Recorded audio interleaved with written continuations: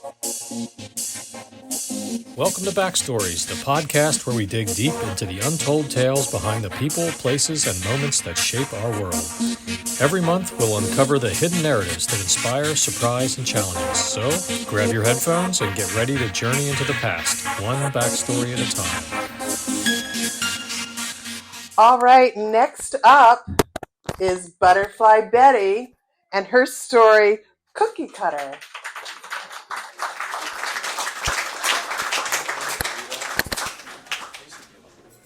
I know many families, of course, have baking traditions around the holidays. And in my family, it was about the Christmas cookies. As the only daughter, I was always the one to make them with my mom. But as I got older, we kind of invited some people to come in, including my art college friend, Lucy. And she would often join in, as well as whoever my brothers were dating, their girlfriends. So one particular year, it was 1985, and as an aside, I cannot believe I'm telling a story that is 40 years old, right? It's just nuts. Okay, so 1985, it stands out in memory because earlier that summer, my father had actually died. So this was our first Christmas without him. But, cookie making, cookie decorating went on. It didn't matter. So this year, it was me, my mom, Lucy, and Gigi. Now, Gigi was my brother's girlfriend at the time. She was very artistic. The cool thing about Gigi, she worked in a frame shop, a picture frame shop. So she would just make these amazing frames for all of our family, paintings and artwork. She did things with marbleized paper and die cuts and layered mats. She could just take something that was very ordinary and turn it into something extraordinary.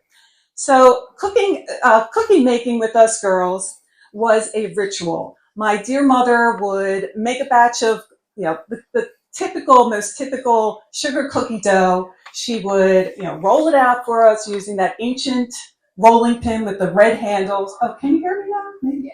Okay, sorry. Okay. She would roll them out, and then we had a collection of, 60s era cookie cutters, like the bell, the star, the Santa Claus with a pack on his back, and the Christmas tree. Nothing, too extravagant. And so she would cut them out, she'd put them on a tray, and then us girls got to decorate them. And, things back then, we didn't have a lot of supplies. We had jimmies, we had sprinkles, we had those little silver balls that probably had mercury in them and were all right? People of a certain age, they were probably banned.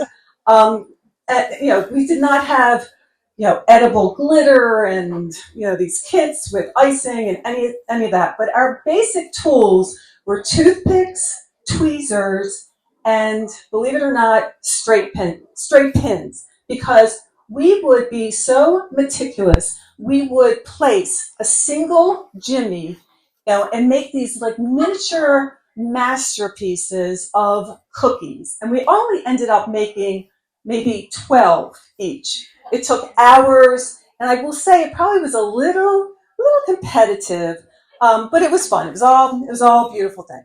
So on this particular memory, on this cookie decorating day, my mom decided to share something special with us girls. And she wanted to show us her heirloom cookie cutters that she had inherited from the family farm.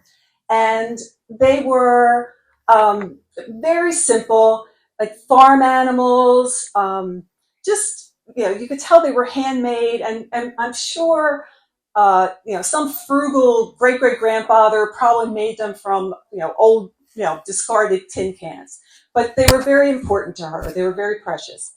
So these old cookie cutters were kept in a very special place.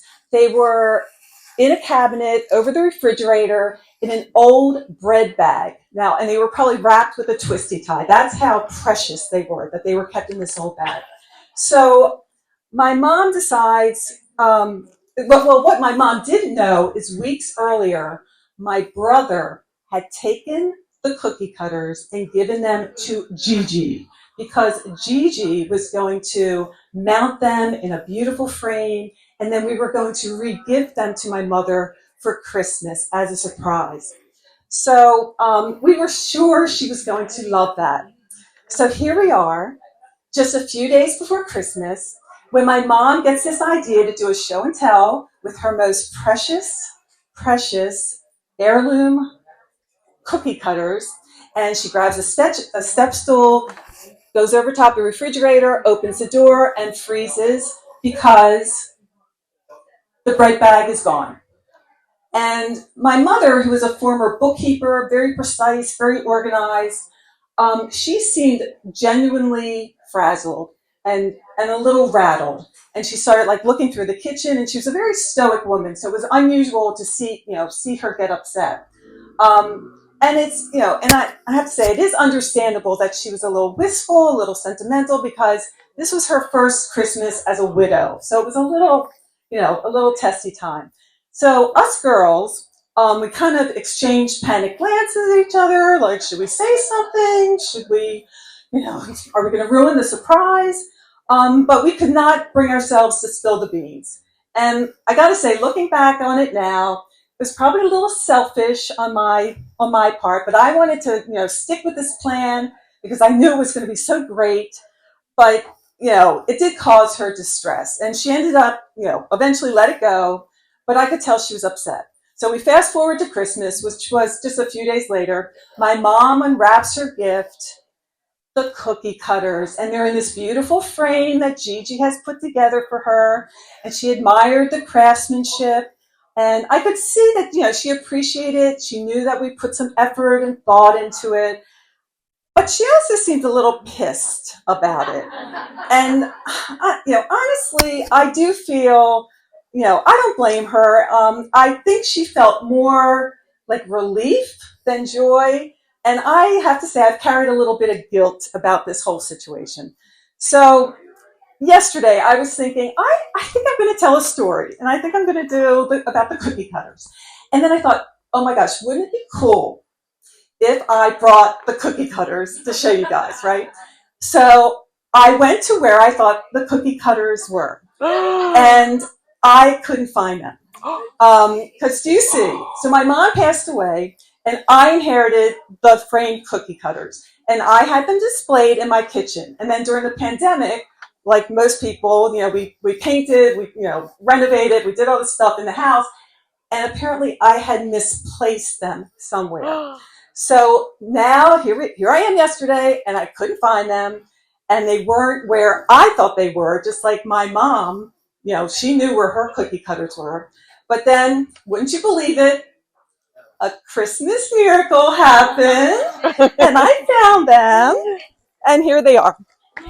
Oh, yay. Oh. And here they are. Oh.